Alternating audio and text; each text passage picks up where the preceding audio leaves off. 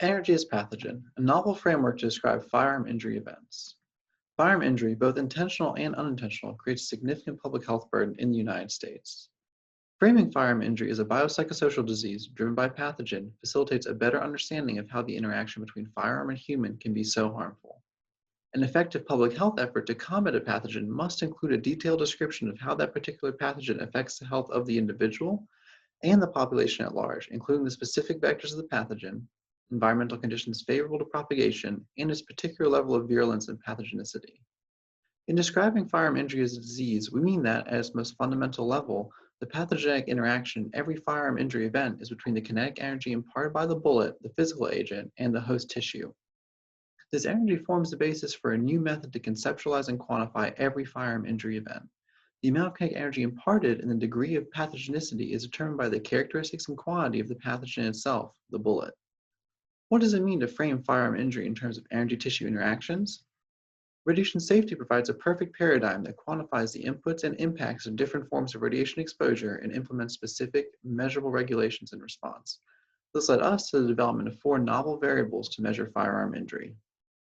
The first is KEP, or the potential energy at an event, based on the cumulative energy held by all available ammunition.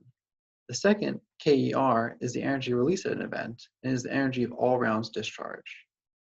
The third, KEA, is the energy absorbed by host tissue and is all rounds absorbed by host tissue multiplied by the energy those rounds impart on impact. The fourth is KET, or the effect that energy has on tissue, calculated by coefficients that take into account round type, space-time variables, and victim age.